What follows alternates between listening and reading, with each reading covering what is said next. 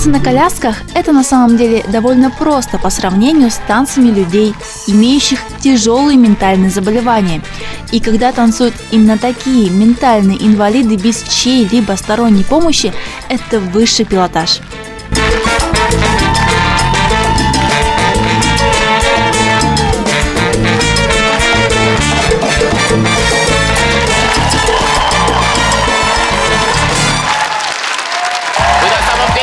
Для миллионов, потому что некоторые люди заканчивают танцевать тогда, когда у них там, например, там происходит какая-то мини-травма с пальцем или с коленом, а вы продолжаете в любом состоянии это делать, вы гордость и, я не знаю, вы пример для миллионов людей в нашей стране и, я думаю, во всем мире тоже. Спасибо большое. Спасибо вам огромное. Ну вы по-любому в танцах. Но, к сожалению, не вот в вы еще как в танцах. Может быть, не сейчас, но... Но, в принципе, вы в танцах. Так что спасибо вам большое. Я не знаю других людей, которые были бы больше в танцах, чем вы, извините. Да. Спасибо большое.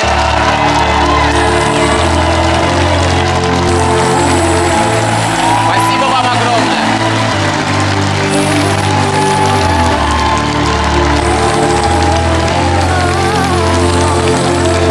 Танцы на колясках появились в Англии в конце 60-х годов как способ реабилитации людей с инвалидностью. До сих пор считается, что это лучший способ укрепить мышцы для людей с особенностями. Коляски для танцев особые. Колесо стоит под углом 75 градусов. Это придает им большую маневренность. Тренировки выматывают, особенно болят руки. Зато эффект лучше, чем от любых упражнений. А главное, у людей с ограниченными возможностями появляется интерес к жизни.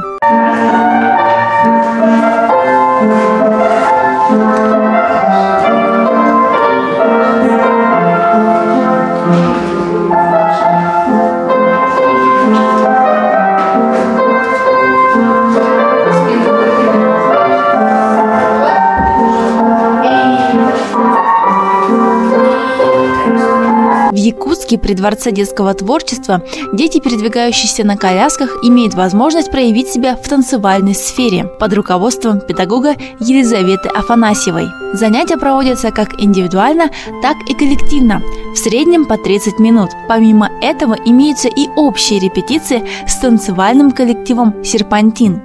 В 2014 году по инициативе региональной общественной организации инвалидов движения без барьеров танцоры приняли участие в республиканском конкурсе «У каждого человека свои звезды», где заняли первое место с постановкой «Весна в тундре». Мне нравится музыка, ритм, мне нравятся всякие танцы.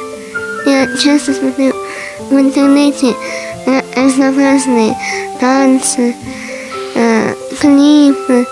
Мне очень нравится. Движения очень красивые, очень красивые. Музыка. Мне очень нравится танцевать под музыку. Да и вообще танцы на колясках сами по себе, они очень красивые. Помимо коллективных танцев ставятся и парные номера. Так Милена танцует вальс в паре со своей мамой. Сейчас наши героини разучивают новый танец с веерами. Мне больше нравятся парные, потому что в паре мы совместно можем что-то сделать. Мне кажется, так получается красивее. Стать танцовщицей Большого театра. Да. Мне не важно, хоть я и на коляске, хоть не на коляске. Моя мечта быть танцовщицей. Благодаря танцам человек, передвигающийся на коляске, не только преодолевает себя и свои возможности, но и раскрывает себя как творческую личность, но имеет возможность творчески реализовать себя. Каждый ребенок уникален, и у каждого свой способ восприятия мира. В этом главный принцип инклюзивного образования. Инклюзивное образование – это возможность любого ребенка получать знания по программе с индивидуальным подходом. Это значит, что ваш ребенок получит равное внимание с учетом его особенностей и возможностей. Выбирая школу для своего ребенка, проверьте, есть ли в ней инклюзивный подход. Дети должны учиться вместе.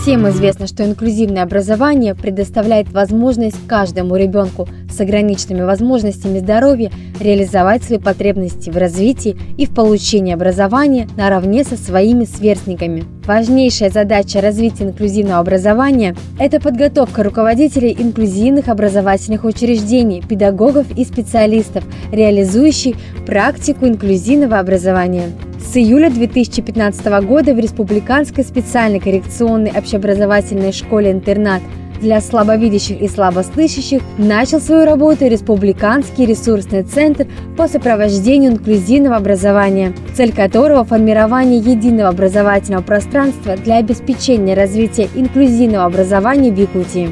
Деятельность центра направлена на координацию деятельности образовательных организаций, обеспечивающих совместное обучение детей с инвалидностью и лиц, не имеющих нарушений развития. Центр оснащен специализированным оборудованием для обучающихся, имеющих нарушения зрения, слуха, речи и опорно-двигательного аппарата. Детей, которые обучаются дома, я имею в виду детей с ограниченной возможностью здоровья, которые обучаются дома в своих школах по месту жительства, становится больше. И поэтому возникла необходимость сопровождать детей, которые обучаются в своих школах по месту жительства. Сопровождение ребенка с ограниченной возможностью здоровья – это значит помогать ребенку, родителю в обучении, как его учить, по какой программе он должен учиться. Эти вопросы возникают всегда, и они будут всегда.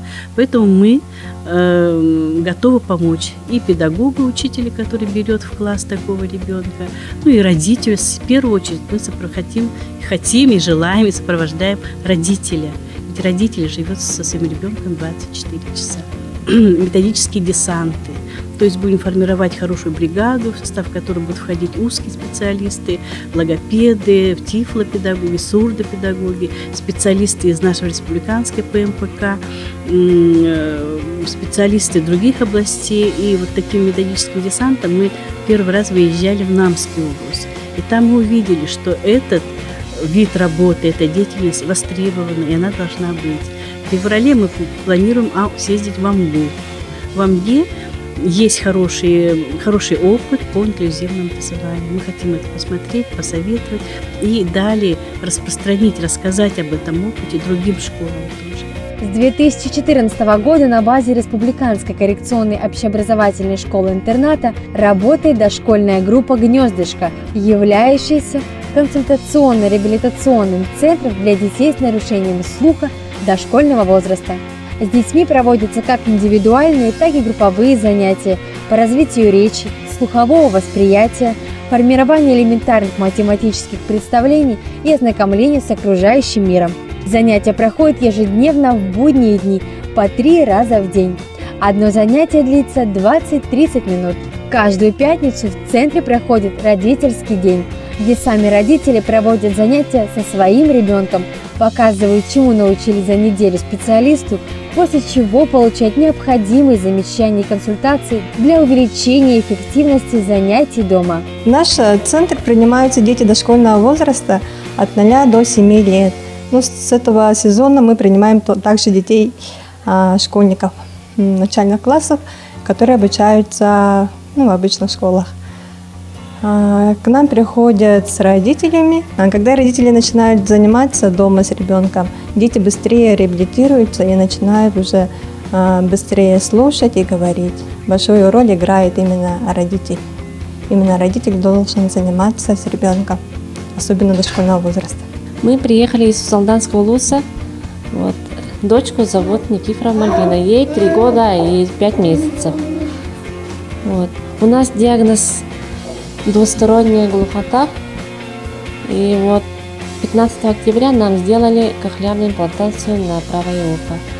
И после этого мы занимались в медцентре вот здесь, у сурдопедагога.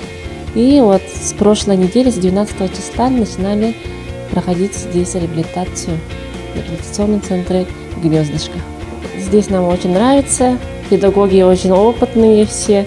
Развитие инклюзивного образования в России дает надежду, что каждый ребенок, несмотря на свои особенности, может реализовать право на качественное образование в соответствии с его возможностями и потребностями. В результате реализовать свой потенциал и найти свое место в жизни. Более подробную информацию о ресурсном центре по сопровождению инклюзивного образования в городе Якутске вы можете узнать по телефонам, которые указаны на экранах. 8 924 460 60 18, а также 8 914 222 19 81.